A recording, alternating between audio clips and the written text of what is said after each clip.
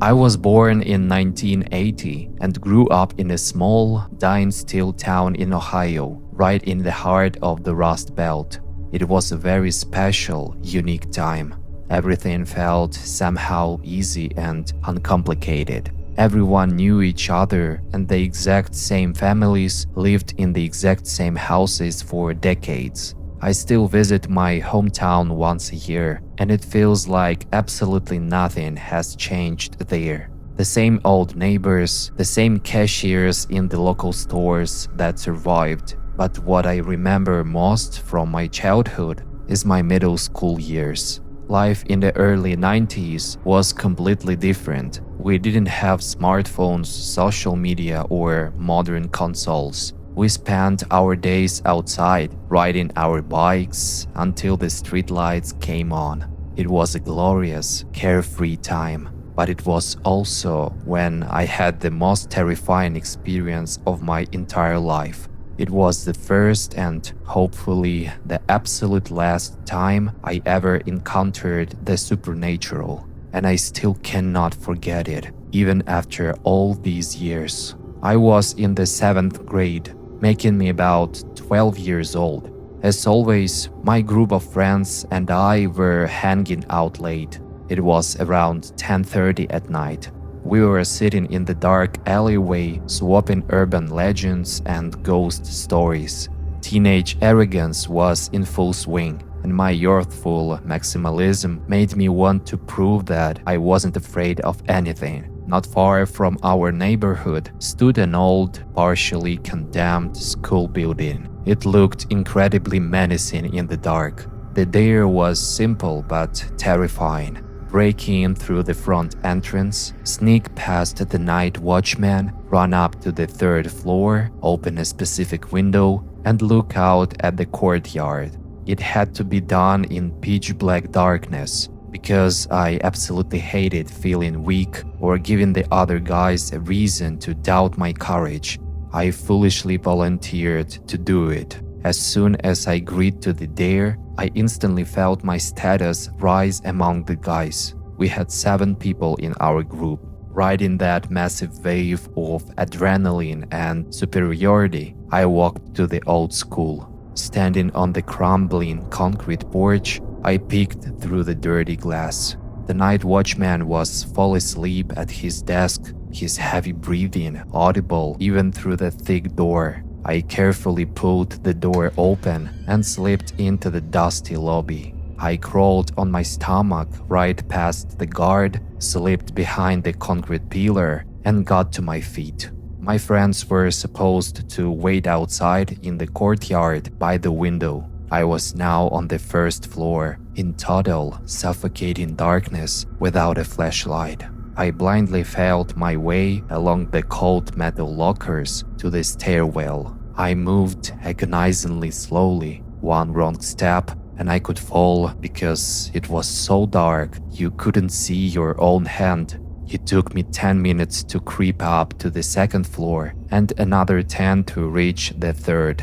As soon as my foot hit the landing of the 3rd floor, my heart stopped. I heard a voice echoing loudly from the very bottom of the stairwell. It was one of my best friends yelling frantically, "Run away, quick! Run back down!" Deep anxiety hit my chest, but just as I turned around to head back down, I heard another shout coming from the courtyard, right outside the open window. It was the exact same friend who had just called me from the stairs. He screamed, "Don't go anywhere! Stand perfectly still and don't move!" I wasn't just scared anymore. I was absolutely paralyzed with a visceral dread. Then, from the dark stairwell below me, the first voice yelled again, "Hurry up and run down! I'm right here!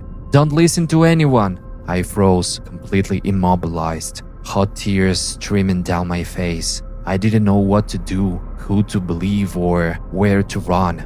The voice from the stairwell screamed again, but now it sounded like a bizarre chorus of several guys from my group speaking at once. "There is nobody in the courtyard. We're all standing down here. Do not go to the window. We're coming up." Suddenly, an unnatural, guttural roar echoed through the entire building, and the voices from the stairs shouted in perfect unison.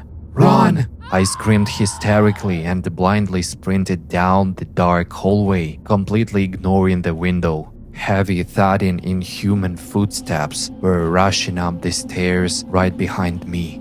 "Don't go to the window! Don't go forward!" The mimicking voices from the stairs shrieked. At the exact same time, a voice from the open window roared, "Jump!"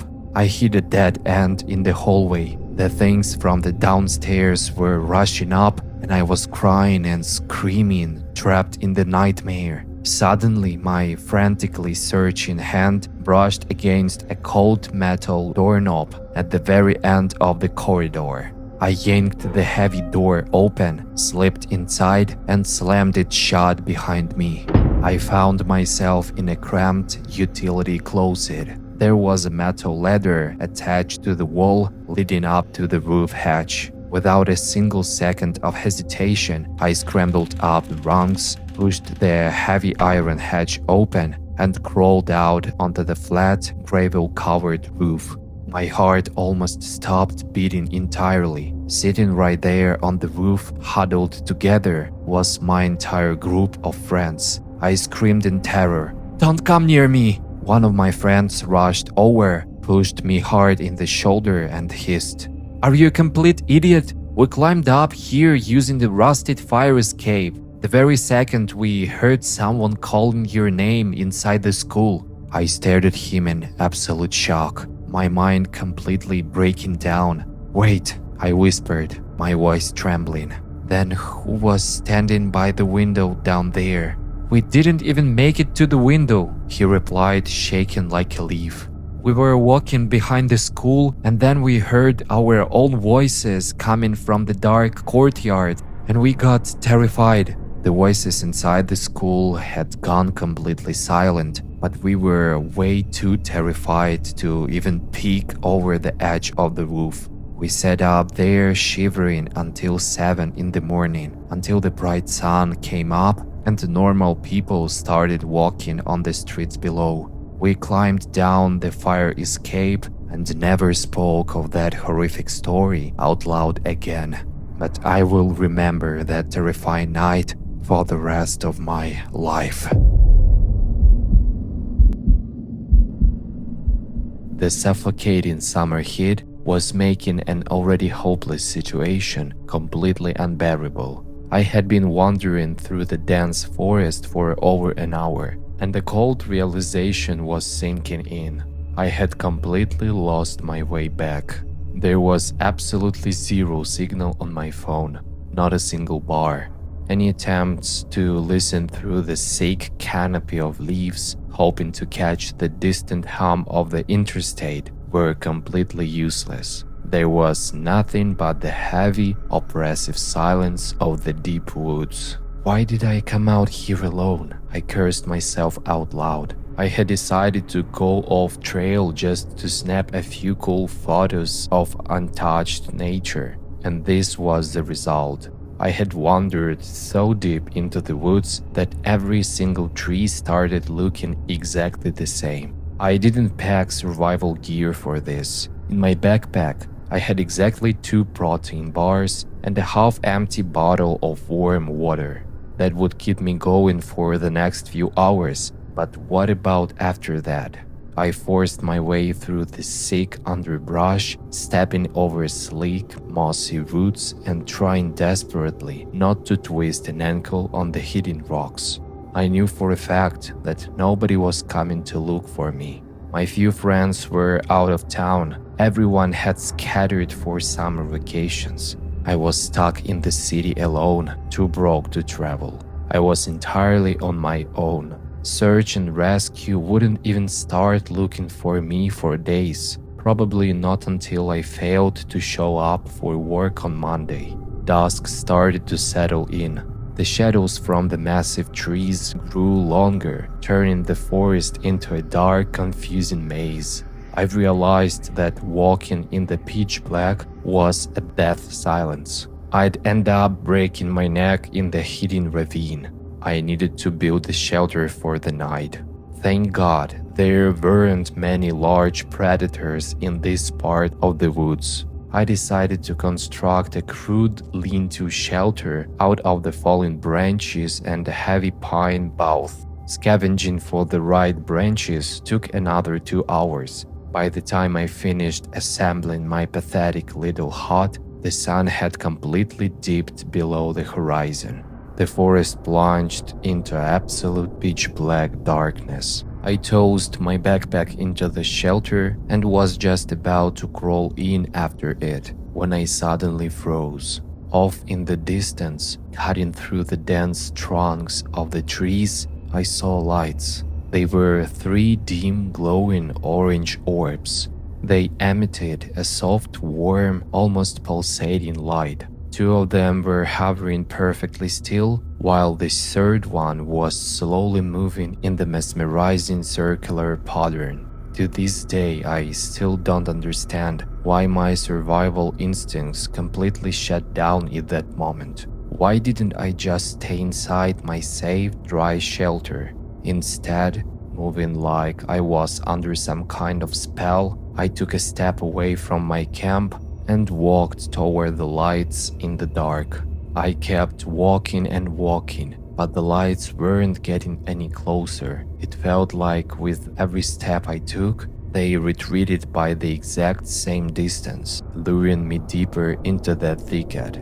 I quickly discarded the comforting illusion that it might be a ranger's cabin. I stopped, suddenly realizing the massive mistake I had just made. I turned around and realized I had completely lost sight of my shelter. I was standing in the middle of nowhere, without my backpack, without water, in pitch darkness. Panic slammed into my chest. My heart started hammering. My breathing turned into shallow gasps. Just to my left, a heavy branch snapped loudly. I flinched and instinctively looked back at the glowing orange lights, and as soon as my eyes focused on their soft, warm glow, the panic simply evaporated. My body felt incredibly light. My mind clouded over with a thick, comforting fog. Something was whispering directly into my brain. It is safe there. It's warm. There are people there. They will help you.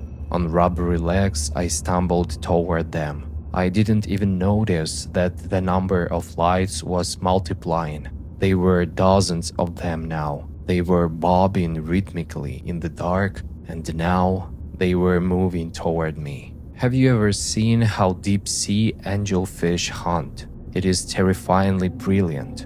At the very bottom of the ocean, when there is nothing but crushing absolute darkness, this fish has a flashy appendage on its head that glows, a bioluminescent lure. Smaller fish see this beautiful warm light in the abyss. They swim toward it, feeling drawn to the safety of the glow, and when they swim just close enough, massive jaws filled with hundreds of needle-like teeth snapshot from the darkness. I pushed through the dense bushes until I stumbled into a small clearing.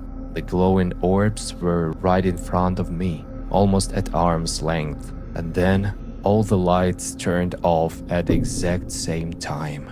The trance broke.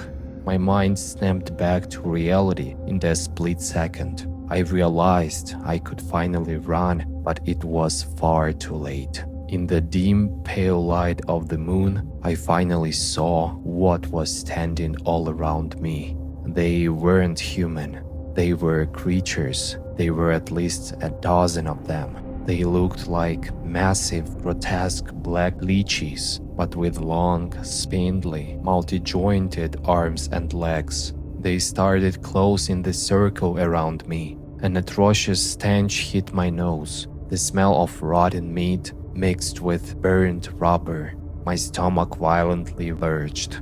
They moved with a wet, disgusting sound. A few of them flickered their orange lights back on, illuminating their faceless, slimy, glistening bodies. Hot tears of absolute terror streamed down my cheeks. Realizing I had absolutely nothing left to lose, I let out a feral scream and charged directly through their horde. I shoved through them with my shoulders. The second I touched their slimy skin, I felt a searing, agonizing pain like burning acid. Their long, clawed hands shredded my sweater, desperately trying to drag me back into the darkness. 3 branches wiped across my face, tearing my skin and drawing blood, but I didn't stop.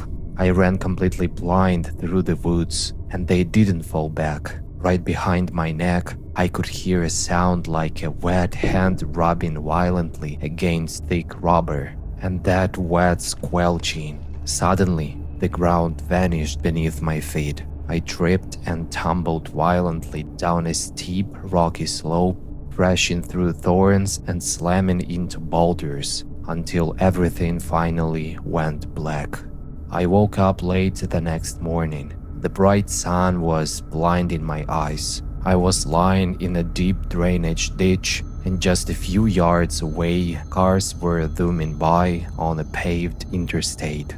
I had survived. Tumbling down that steep drop-off had saved my life. They didn't follow me down to the asphalt. I was covered in mud and dried blood. Across my arms, neck, and back were horrific, corrosive chemical burns from where they had grabbed me. I limped onto the shoulder of the road and hitched a ride to the nearest town. Going back into those woods to find my backpack wasn't even an option in my mind. After that, I spent a lot of time with a therapist. Of course, he didn't believe a word of it, blaming the entire thing on extreme stress, dehydration hallucinations, and toxic plant exposure. I went through rehab, and eventually my life mostly returned to normal, but that night still lives in my head. I frequently wake up in a cold sweat, swearing I can hear that wet squelching sound in my bedroom. If you're listening to this story right now, I want to give you one piece of advice. If you ever find yourself out in the woods at night, for whatever reason, and suddenly off in the distance, cutting through the trees, you see a soft, pulsating orange light, look away. Close your eyes and run in the exact opposite direction as fast as your legs can carry you, because I know for a fact they are still out there, waiting. In American hospitals, a plastic bracelet of a specific color with a name is always placed on a patient's wrist. The color of a bracelet indicates the patient's condition and the nature of the illness. For example, red bracelets are only put on deceased patients being taken downstairs. One day, an experienced surgeon who was working a long night shift finished a difficult operation. After resting a bit, he headed to the hospital basement where, among other things, the morgue was located. He stepped into the elevator along with a young woman. When the elevator reached the dark basement and the metal doors opened, they saw another woman waiting for the elevator, staring at the floor. But before she could even take a step forward, the doctor forcefully slammed the elevator doors shut and frantically pressed the bottom for the top floor. The woman inside was surprised by such rudeness and asked what happened. The surgeon, breathing heavily, replied, "That was a woman I was just operating on. She died under anesthesia 10 minutes ago. Didn't you notice the red bracelet on her wrist?" The woman in the elevator smiled slowly, raised her hand to the doctor's face, and said, "Like this one."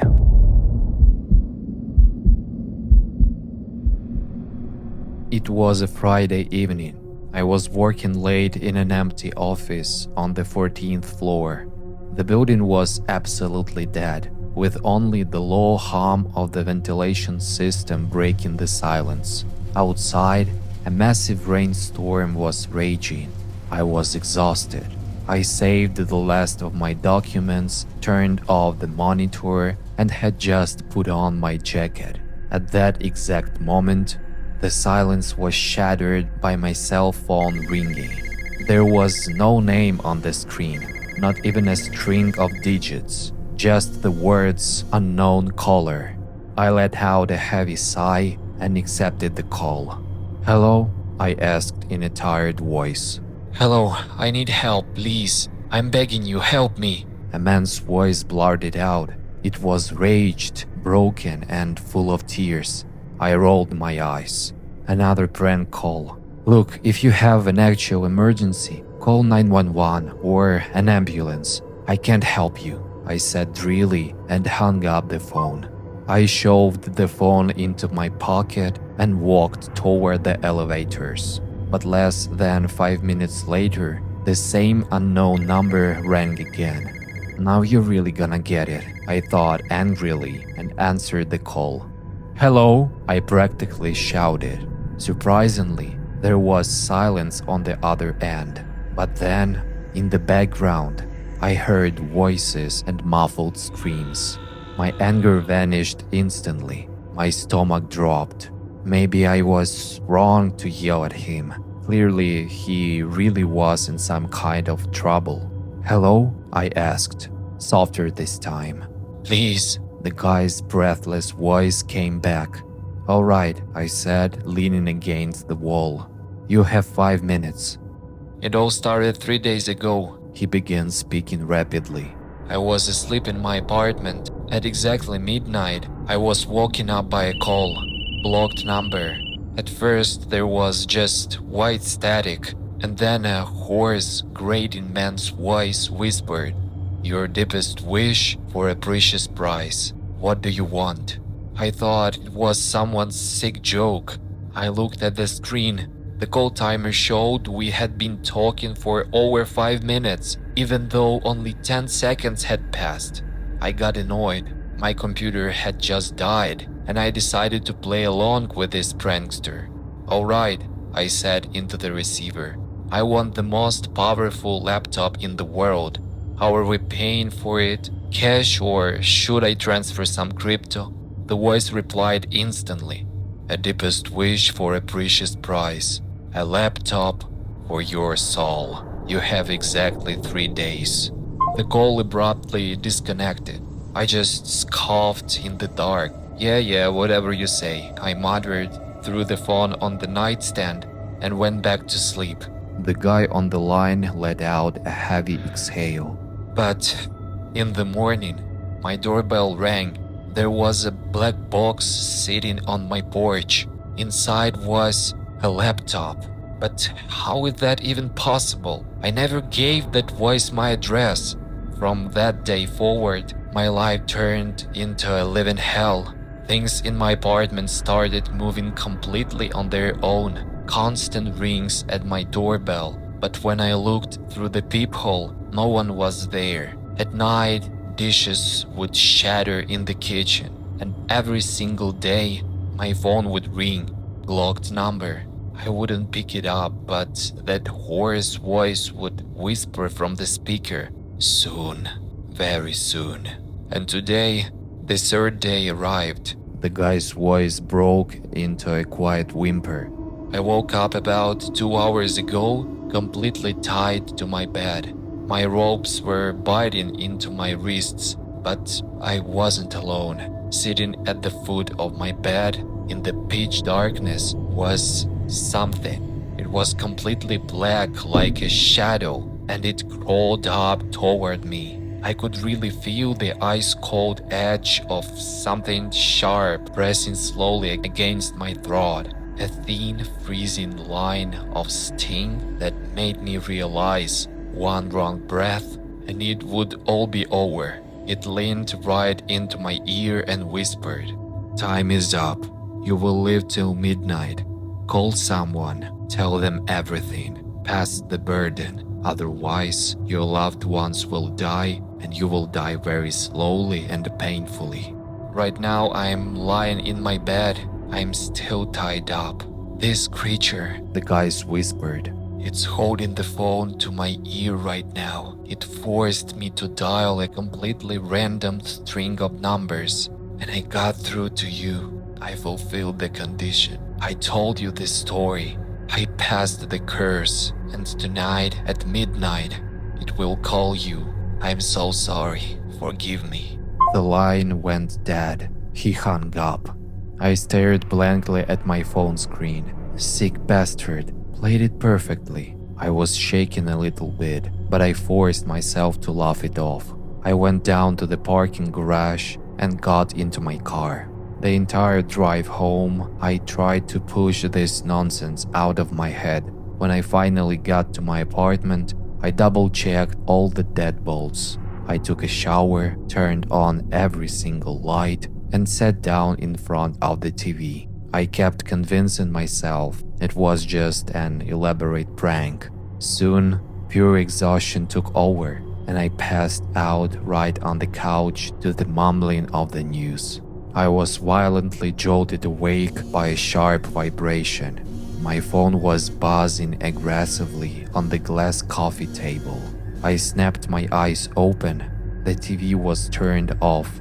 For some reason, all the lights in my apartment had gone out. The room was submerged in absolute darkness. Flashing on the display were the words, "Unknown caller." I threw a quick glance at the clock on the microwave. It read exactly 12 a.m.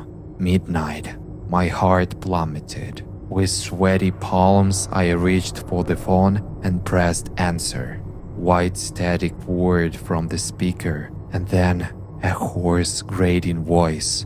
Your deepest wish for a precious prize. What do you want? I jumped off the couch. I was shaking with animalistic terror. I remembered the guy from the office. "No," I screamed into the receiver. "No, I don't want anything from you. Go to hell!" A long pause hung on the line, just the static hissing, and then the voice let out a low chuckle. A deepest wish for a prize. You need nothing as you wish. Nothing for your soul. 3 days. The call disconnected. 2 days have passed since that moment. My apartment has turned into a nightmare. I hear footsteps at night. I see shadows. Yesterday, the massive bathroom mirror shattered into a million pieces. Today is the 3rd day. In just a few hours, midnight will strike. I'm sitting in the corner of my room, gripping a baseball bat. My hands are shaking. I'm losing my mind with fear. I want to leave. I really, truly want to leave. And now I know there is only one possible way to save myself. I'm sorry, but I just needed to share this story with someone. I'm taking out my cell phone right now. I'm dialing a random number. Who knows, maybe tonight my call will come through to you.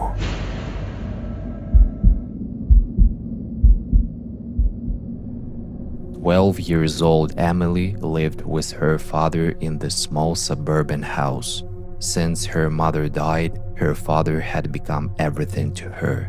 One morning, her father said he was leaving on the business trip and would be back late at night. "Don't open the door for anyone," he said, strictly kissing her forehead. "Even if you think it's me, check first." Emily nodded. After coming home from school, she did her homework and went to bed. She had a dream. She stood on the edge of a busy highway. On the other side stood her father. He was cupping his hands to his mouth and screaming desperately, but the sounds of cars drowned out his voice. She strained her ears and could barely make out the words. "Don't open the door." And then Emily woke up. A loud doorbell was echoing through the house. She jumped up, put on her slippers, and ran to the door. Looking through the peephole, she saw her father's face. "Hold on, Dad, opening up," she yelled and grabbed the deadbolt. But something stopped her. She looked through the peephole again. Her father's eyes were wide open and unblinking. His face was pale, frozen in gray mass of fear. The bell rang again. "Dad?" she called out. Silence. Just a bell again and again. "Dad, why aren't you answering?" She started to cry. "Is someone there with you? I won't open it until you answer." The doorbell rang for another hour, but her father stayed silent. The girl sat huddled in the corner of the hallway until she fell asleep from fear. She woke up. The ringing had stopped. She looked through the peephole. Her father was still there. With trembling hands, she unlocked the deadbolt and threw the door open. Her scream woke up all the neighbors. Her father was dead. His body was sitting on the porch, propped against the door like a broken doll. The whole time, someone was holding his corpse, pressing his face against the peephole and pushing the doorbell with their free hand. Attached to her father's chest was a note. "Smart girl."